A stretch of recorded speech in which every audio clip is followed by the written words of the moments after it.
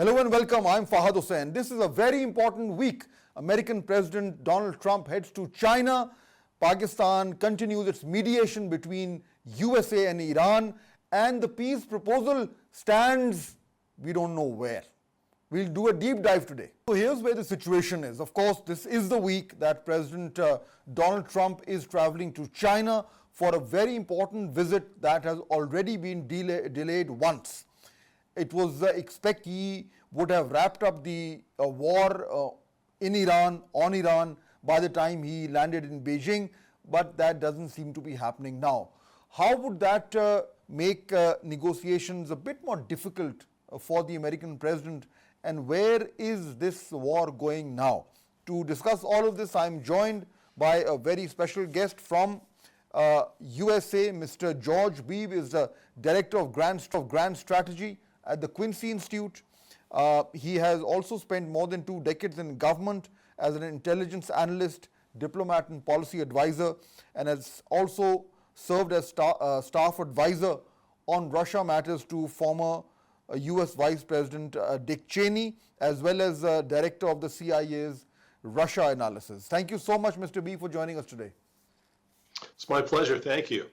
So as we enter the week where the American president is traveling to China, the Iran war doesn't seem to be going in any direction that would be very favorable to the US. So first of all, do you think it's going to make negotiation a bit difficult for the American president when he sits across the table with his Chinese counterpart?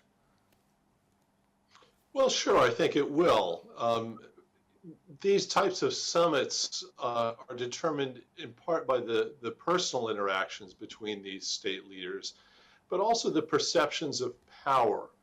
And right now, I think the perception in the United States and in the world is that the United States is losing power, losing influence overall, in part because it is in a stalemate with Iran over this war, has been unable to open the Strait of Hormuz, which prior to these military operations was operating freely. And I think there's concern in the United States that President Trump is going to be facing some sort of setback in November at the midterm elections, which at this point don't look like they're going to go particularly well for the Republican Party. So he's entering into this summit, I think, in a situation where the perception is that the United States is growing weaker and President Trump is probably growing weaker as well. And that hurts his leverage in these talks. And this perception that you are referring to, and I would tend to agree with you, obviously this perception is also in many ways defining the position of the Iranians when it comes to negotiations. You know, they've sent a proposal, a fresh proposal through Pakistan to President Trump, to which he has reacted very negatively, saying that I don't like it at all. But I think the Iranians are probably also reading this perception that you are referring to.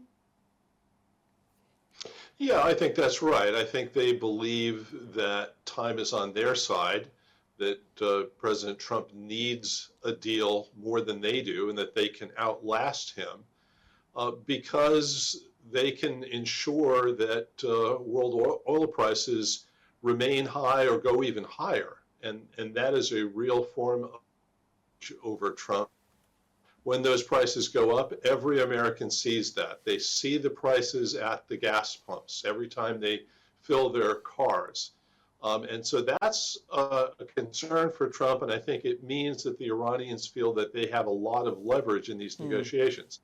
That said, I think the Iranians are showing some signs of greater flexibility.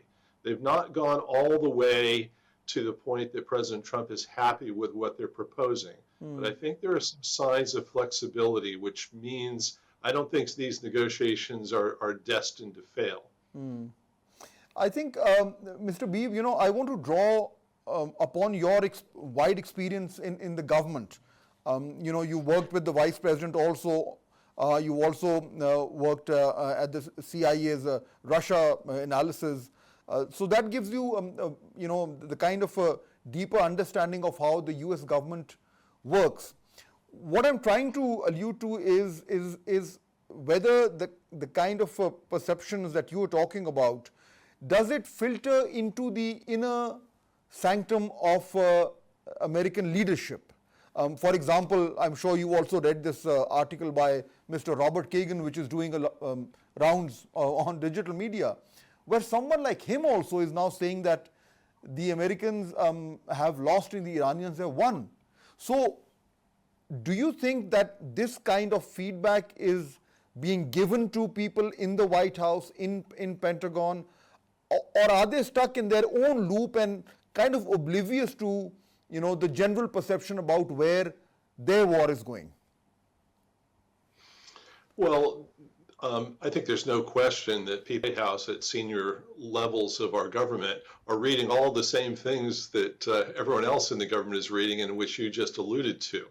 They, I think, keep a very close watch on what people are saying in the media, what popular opinion is at any given time.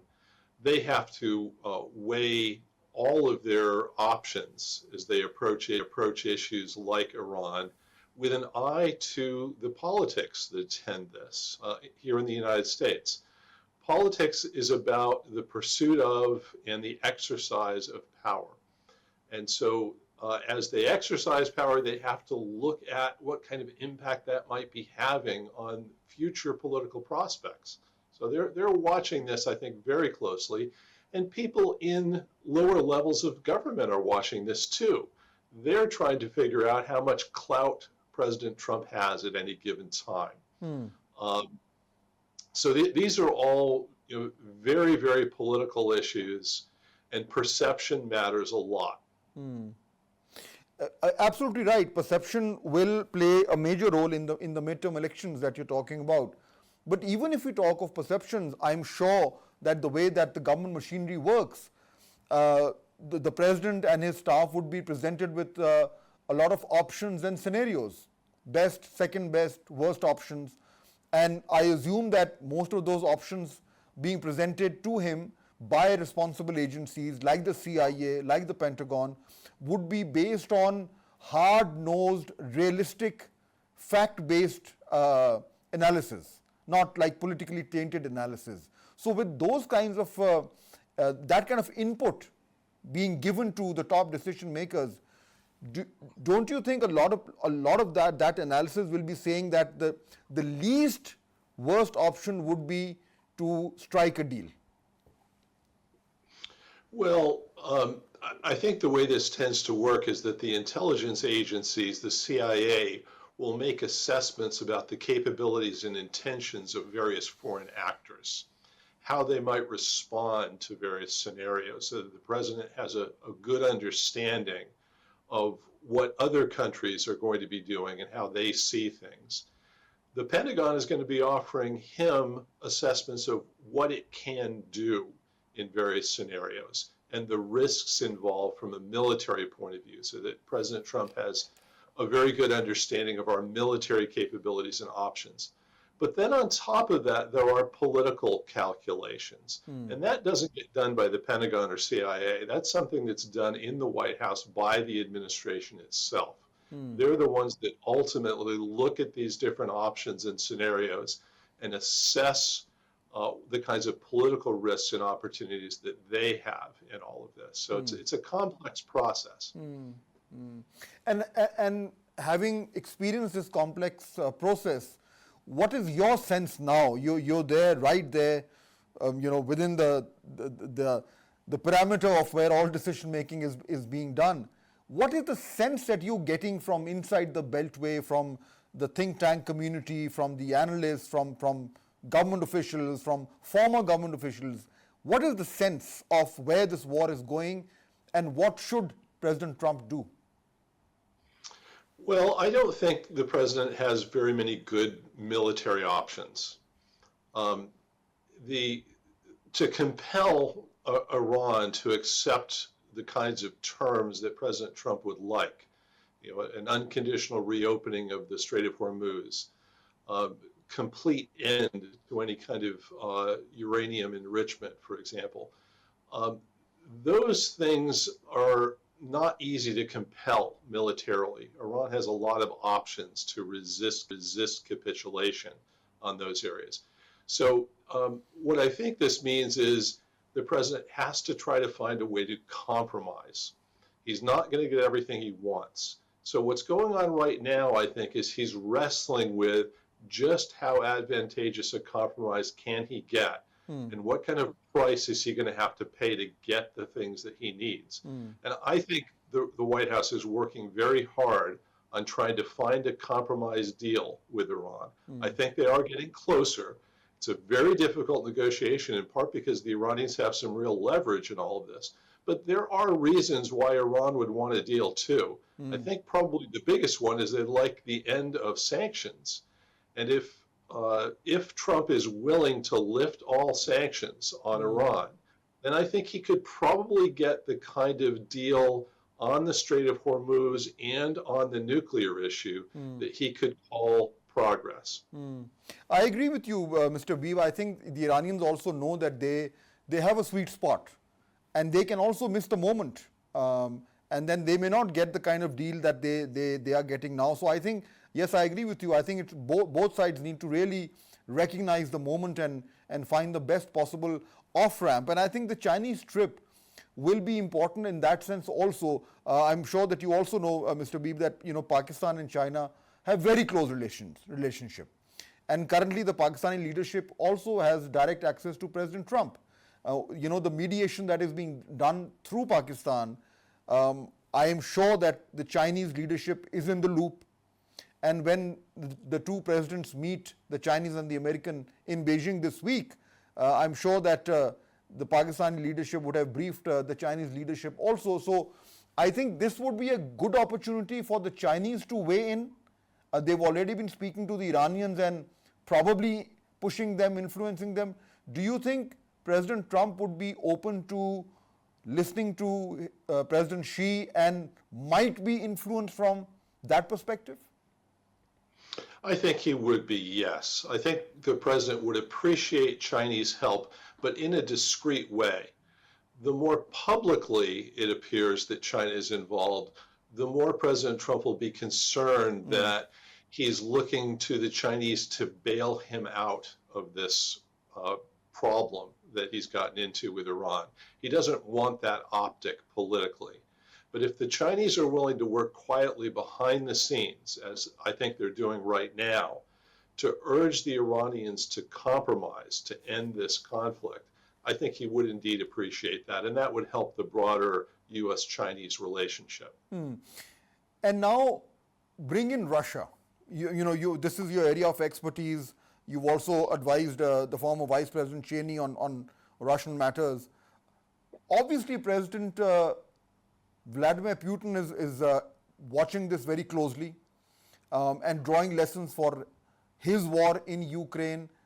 Probably he is feeling satisfied that the Americans are bogged down in Iran.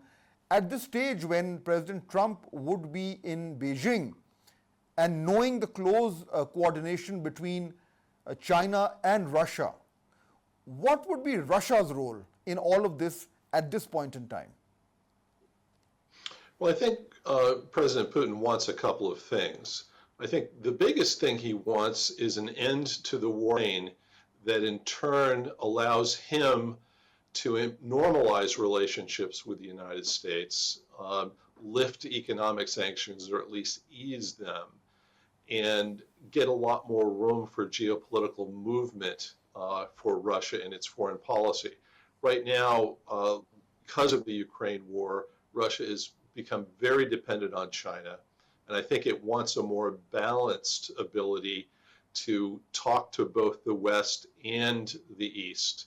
That gives Russia maximum room for maneuver in the world. I also think he doesn't want to see President Trump fail in Iran. And the reason for that is he's got a window of opportunity, I think, with President Trump to end the war in Ukraine and get these sanctions, get U.S.-Russian relations normalized. Probably President Putin worries that if he doesn't get this done soon, President Trump will be politically marginalized in the United States if the midterms don't go well, and that window of opportunity might close. So I think from President Putin's point of view, he wants to help the Americans end the war in Iran.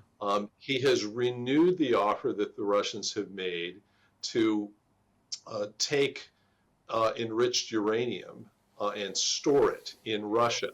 That was a role that they had played for the JCPOA, and I think they've indicated several times, including just over a week ago, that they're willing to play that kind of role again today. So I think he wants to be constructive on Iran and hope that momentum in ending the war in the Persian Gulf can carry over into a compromised settlement of the war in Ukraine.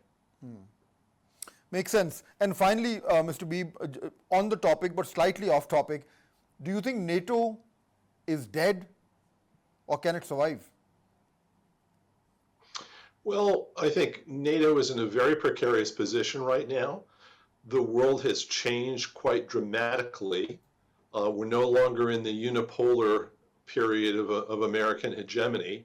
We're in a much more multipolar order, and China is by far the biggest challenge that the United States faces geopolitically. And I think that means that our relationship with our European allies in NATO is going to have to change.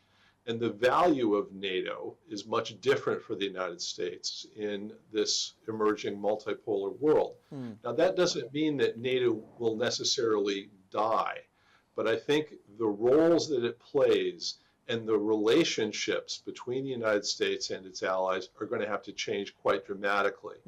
It will either evolve in an orderly direction toward a rebalanced relationship and a new purpose for NATO, or it will, I think, deteriorate in a hostile and disorderly way. And that's going to depend a lot on how events unfold with Iran, for example, and with President Trump's own presidential fortunes here in Washington. Which is why this is such a crucial week, and I think a lot can happen in the next couple of days. Mr. George Beebe, indeed a pleasure having you with us and sharing your analysis. Thank you so much. Thank you.